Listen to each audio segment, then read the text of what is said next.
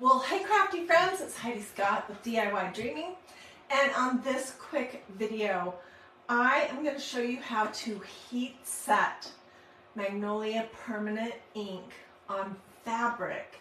And I would love to answer any questions that you might have about permanent ink or heat setting. So as you're hopping on, say hello. If you're watching live, feel free to ask questions. That helps me know where to go with my little talk. Okay, so the first thing I want to start with is I want to make sure that everyone understands that there are two different kinds of mediums that come in these cute little pots from magnoliadiy.com. We're going to be talking about this. This is ink. This is what you use on fabric, and they have the white cap. These are specifically designed for fabric, and what happens basically with my very non-science mind, you apply the ink with a squeegee on a stencil just the same as regular, or you dilute it and you can use it almost to paint. But when it's dry, you're going to heat set it with a hot iron and a piece of parchment paper, which I'll show you. And then the fabric that you decorated, whether it was a pillow, an apron, a tea towel, a t-shirt, a tote bag, whatever it was, it is completely washable, dryable, and wearable. Isn't that cool? So that is what ink is for. The other thing that comes in a little pot is chalk paste. And this is not designed for fabric unless it's going to be something like a banner that won't get touched or moist or ever need to be washed. But you would not that's an X, not use chalk paste to do a t-shirt, a tote bag, tea towel, a pillow, apron, any of those kind of things. You would not use chalk paste. You want ink.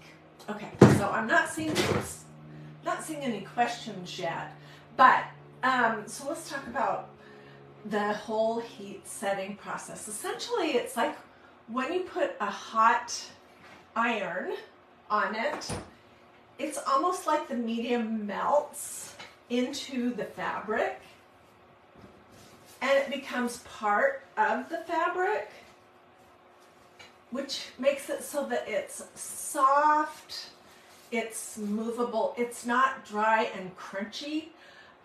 Like, for example, if you wanted to just try using paint on fabric, it's going to dry crunchy. And if you were to, break it in half, it's going to actually crack.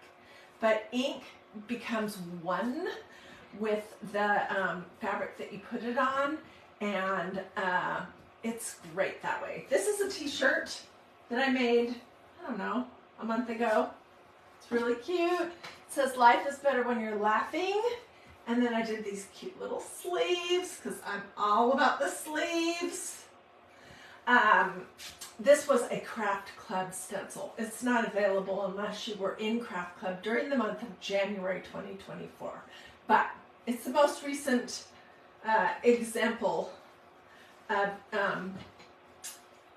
well, not the most recent. This is the most recent. We did this yesterday. Oh my gosh, it turned out so dang cute. This is an adorable stencil called Peace, Love, Mom Life. And these were these two colors of ink that I watered down and I painted it on almost like a paint. This one is called Bubblegum and this one is called Fuchsia Rose. And they are fabulous together. So I did the background, then I stenciled with white ink, and here are my little sleeves, which I will wear this t-shirt some point in the next couple of days. There's one side, and here is the other.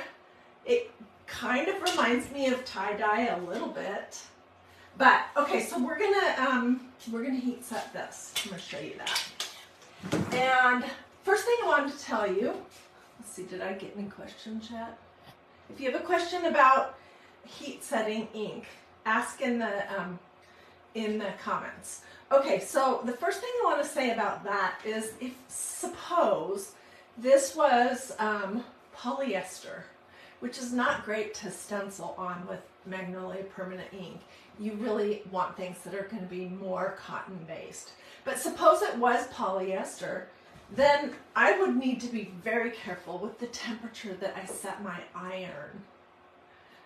Because if I have this on almost the max, on a regular iron it would be the cotton setting. If I put an iron with a cotton setting on a piece of polyester, it's going to go, ooh, boy, that was really hot. It's going to all shrivel and get burned. So this is cotton, and so I would use the cotton setting for it. And what I like to do, have you guys been introduced to these? These are parchment paper sheets, pop-up sheets that you can get at Dollar Tree. They're great to craft on, and they're perfect for heat setting. So I want to protect the surface of my iron. I've not really had this happen much, but suppose I tried to heat set this too soon and it wasn't fully dry. I would want to protect the surface of my iron from this medium. This is fully dry right now, so I just put a piece of parchment paper on there. My iron is set on high, but with an iron that has temperatures, it's going to be cotton is what you're looking for, assuming that you're using it on cotton. And you're just going to go over it like this for 3 or 4 minutes, and then I am going to turn it inside out.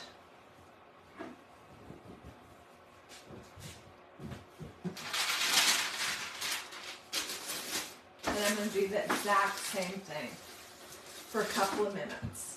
So I will do all the different areas of this t-shirt. This front part, and then the sleeves. And then it's good to go to wash and dry and wear and enjoy for a very long time to come. Another thing you can do if you are wanting to heat set something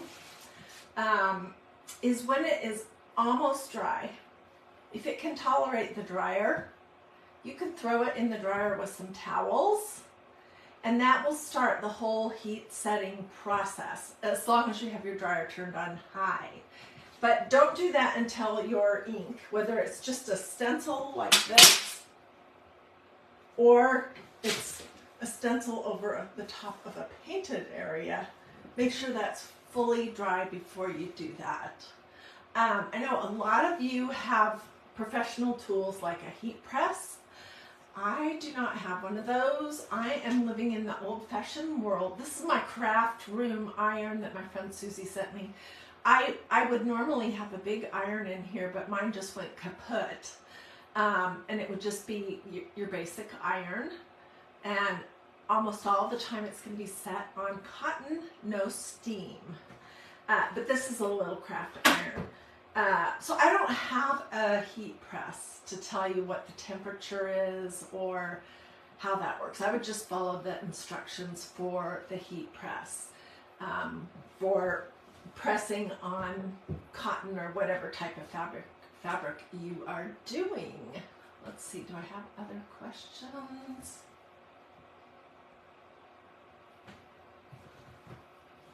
I don't see anything.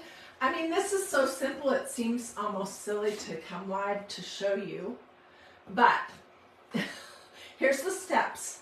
1, do your design, however it is. 2, let it fully dry. I did this yesterday, and I finished up my second sleeve. I don't remember which. This one, I think. Last night. So this has been drying, hanging on a hanger for over the night, and it is fully dry. Then you're going to put it on your ironing board, get a piece of parchment paper, and use your iron on the appropriate temperature. If it's cotton, then on cotton with no steam. And you're just going to go over it for 3 or 4 minutes. Being cautious, don't set your iron down and walk away, or you'll come back and you'll have a big scorch of an iron. And then you can do the inside, and then you are all good to go. Make sure that you do all the areas of your project, whether it was a pillow, a tea towel, a tote bag, an apron, a t-shirt, a sweatshirt, whatever it was. Okay, then one last thing that I want to tell you, because I know all these questions, they're just meant so that you can iron on top of a table. And mine is handy.